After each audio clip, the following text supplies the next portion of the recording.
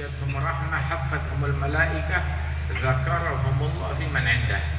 Majelis yang semacam ini tidaklah orang duduk berzikir kepada Allah seperti ini, malaikat datang turut hadir bersama mereka. Rahmat Allah turun kepada semua yang hadir. Hati sanubari dirasuki oleh rasa sakinah, kedamaian, ketentraman. Dan yang lebih utama, Allah membanggakan semua yang hadir di hadapan para malaikat-malaikatnya. Dan majelis yang semacam ini yang selalu dibina, ditekankan, diajarkan, dibuat, dibentuk oleh akhina Al-Habib Hasan bin Ja'far As-Saqqaf. Beliau yang dari muda beliau, jauh dari muda beliau membina majelis yang semacam ini. Dari satu kampung ke kampung yang lain, dari satu tempat ke tempat yang lain, bersabar, berjuang, menyebarkan dakwahnya Nabi Muhammad, ajarannya Nabi Muhammad SAW. Berapa banyak beliau merasakan gangguan, tantangan, hambatan, berapa banyak dicaci orang, berapa banyak dimaki orang, berapa banyak diganggu orang. Tetapi orang yang punya kesungguhan di dalam perjuangan berjalan di jalannya Nabi Muhammad, yang gak peduli dengan gangguan, gak peduli dengan cacian. Ciri seseorang yang berjalan di jalan yang benar pasti bakal ketemu gajlukan, ketemu lobang, ketemu polisi tidur, ketemu duri, ketemu bebatuan. Memang seperti itu jalannya. Yang aneh kalau jalannya mulus aja, nggak ada lobang, nggak ada duri, nggak ada gangguan, ya jangan-jangan salah jalan. Tapi kalau jalan-jalan yang benar pasti akan menemukan gangguan yang semacam ini. Persis yang dialami oleh Nabi Muhammad SAW dan para sahabat dan para ahlul bait dan para ulama, para sholihin merasakan hal yang sama. Inilah ciri orang yang berjalan di jalannya Allah Subhanahu wa Ta'ala.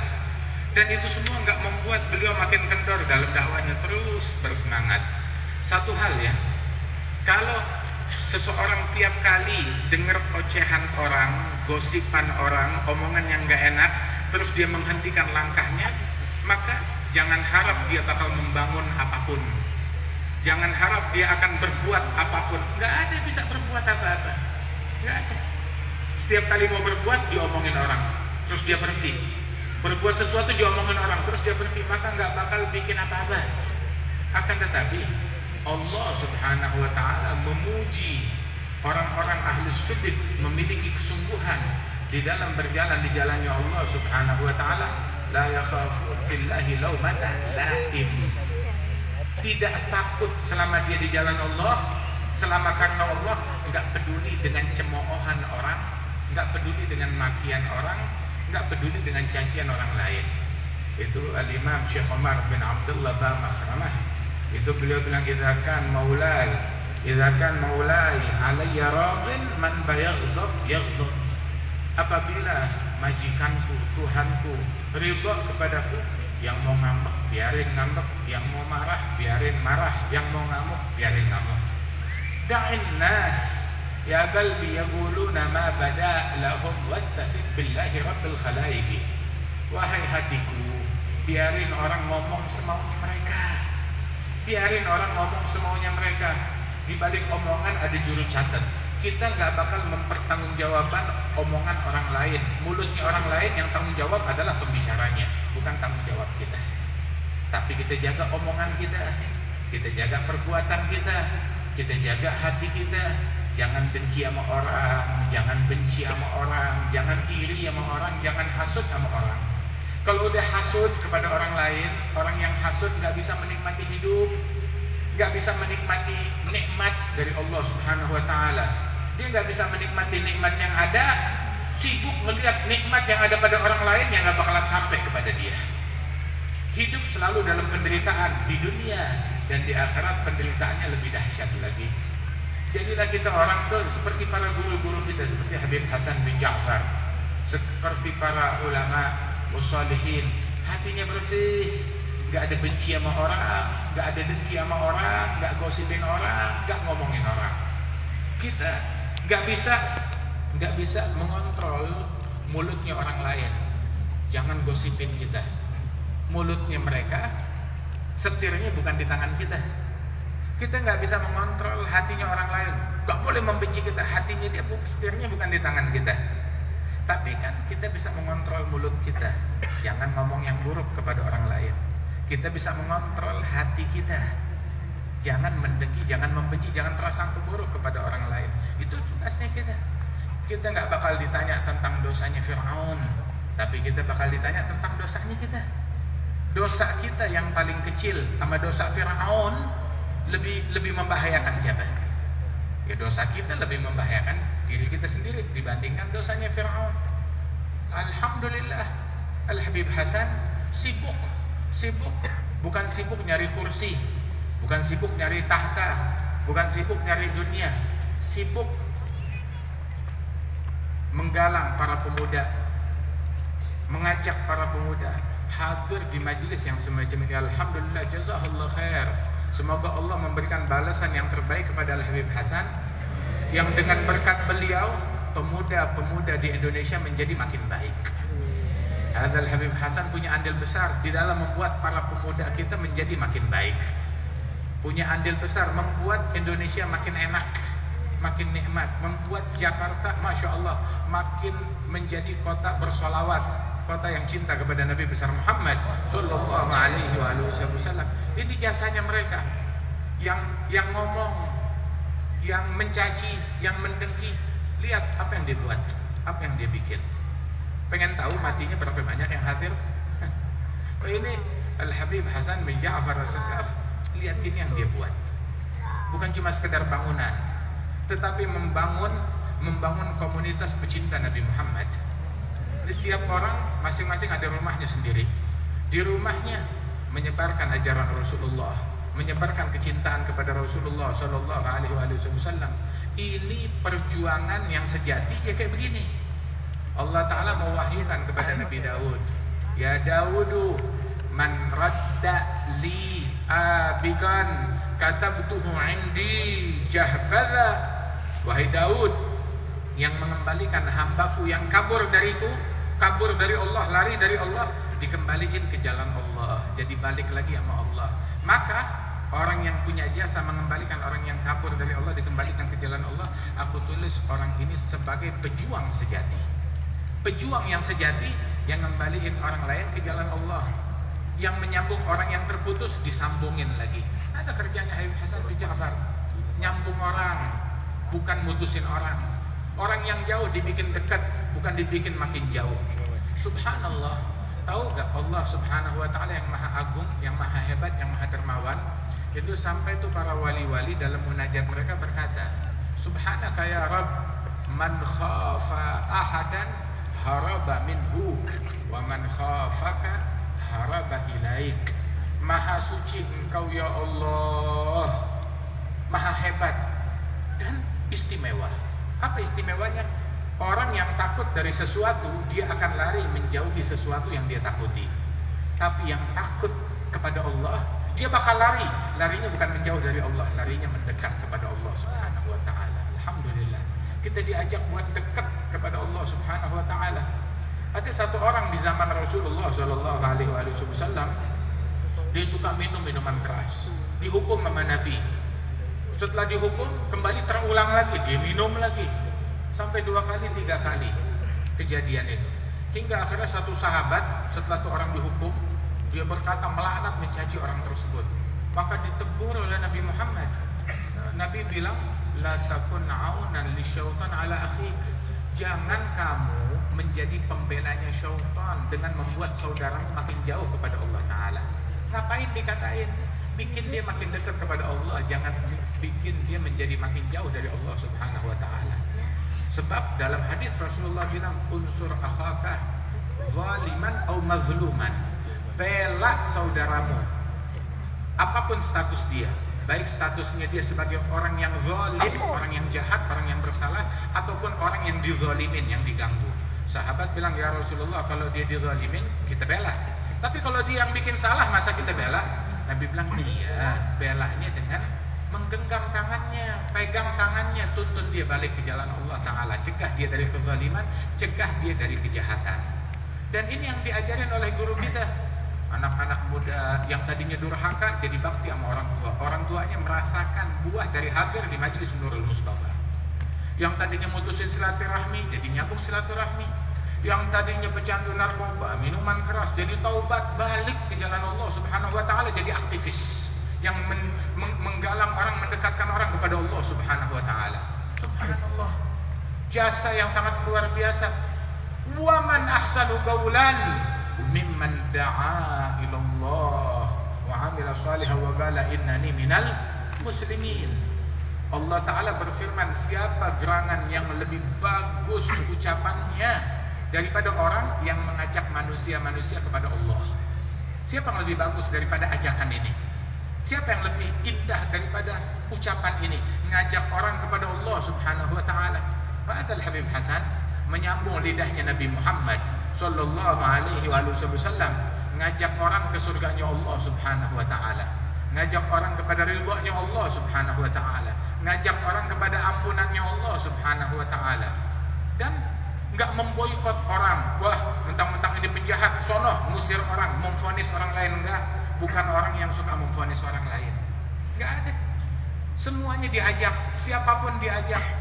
Orang dari manapun semuanya diajak, dan beginilah akhlaknya Nabi besar Muhammad sallallahu alaihi wasallam. Satu pesan kita, limithli hadza falyamalil amilun. Kalau orang ingin berbuat sesuatu, berbuat yang kayak begini. Kita umur kita pendek, umur kita singkat, hidup kita cuma sebentaran. Kalau enggak diisi dengan karir yang semacam ini, ngajak orang ke jalan Allah Subhanahu wa taala, terus mau apa lagi? Ada ucapan yang lebih bagus daripada ucapan ini? Ada ajakan yang lebih bagus daripada ajakan ini? Ada dakwah yang lebih bagus daripada dakwahnya ini? Menempuh jalannya Nabi Muhammad dengan pemahaman para salafus saleh, pewaris sempurna dari Nabi besar Muhammad sallallahu alaihi wasallam, seperti Imam Al-Habib Abdullah bin Muhsin Al-Attas dan para auliya, para salihin, wal Habib Abdul Qadir bin Ahmad Balfaqih wa ibnihi Al-Habib Abdullah bin Abdul Qadir bin Ahmad Balfaqih, dan jalannya para auliya, para salihin. Beliau tetap terkoneksi, terhubung cinta, terobsesi dengan para salafnya. Dan setelah itu semuanya pun juga nggak lupa, beliau selalu berbakti kepada ibundanya sampai akhir hayatnya. Berbakti kepada ibunda beliau. Masya Allah, nikmat yang besar dari Allah Ta'ala. Nah, kalau kita mau jadi seseorang, jadilah orang yang semacam ini. Tempuh jalannya mereka. Alhamdulillah, di bulan Ramadan bentar lagi bakalan datang kepada kita sekalian. Ayo sambut bulan Ramadan dengan hati yang bersih, ya, dengan pikiran yang bersih. Ya, jaga lidah kita, jaga mata kita. Malam pertama bulan Ramadan semua muslim dapat ampunan dari Allah Ta'ala, semuanya, kecuali ada 4 jenis manusia. Apa 4 jenis manusia tersebut? Rasulullah bilang, illa al-aqli walidaih, orang yang durhaka kepada ibu bapaknya. Coba introspeksi hubungan kita dengan ibu bapak kita. Jangan angkat suara sama ibu bapak kita. Jangan kita durhaka, jangan kita membuat marah ibu bapak kita. Cari ridhonya Allah di dalam ridhonya ibu bapak. Orang yang durhaka kepada orang tua nggak dapat ampunan di malam pertama bulan Ramadan, sepanjang malam bulan Ramadan. Terus yang kedua yang nggak dapat ampunan, qati' rahim, yang suka mutusin silaturahmi. Sambung silaturahmi kepada siapapun, apalagi kerabat dan famili kita. Itu ditanya, Rasulullah bersabda tentang sedekah. Sedekah kan bagus. Nabi bilang, tahu gak sedekah yang paling afdal apa itu? Afdalus sadaqah ala dhi rahimin kasyih. Sedekah yang paling afdal yang kamu berikan kepada kerabat familimu yang judes. Yang judes makin perhatian kepada mereka, makin perhatian. Masya Allah, ini Rasulullah mengajarkan kita untuk nyambung silaturahmi. Qati' rahim, yang mutusin silaturahmi dilaknat. Wa in mata fi jawfil Ka'bah, walaupun matinya di dalam Ka'bah. Wa rahmah la tanzil ala qaum wa fihim qati'. Rahmat Allah enggak turun kepada sekelompok kaum manakala di situ ada orang yang memutuskan silaturahmi. Satu orang ngadu, ya Rasulullah, saya punya family, judes sama saya, jahat sama saya, dan saya tetap baik sama dia, saya tetap nyambung dia, tapi dia tetap lagi jahat sama saya. Maka Nabi bilang, la yazal 'alaika dhahir min Allah, senantiasa kamu berada dalam pembelaan Allah dan malaikat-malaikatnya, madum ta'ala dzalik, selama kamu melakukan sikap yang baik tersebut kepada kerabatmu dan familimu. Satu hal tadi seperti kita bilang, kita nggak ditanya amalannya orang, tapi ditanya sikapnya kita. Saat kita bersikap, pikir kira-kira Dalam kejadian ini, sikap apa yang paling disukai oleh Allah untuk saya lakukan?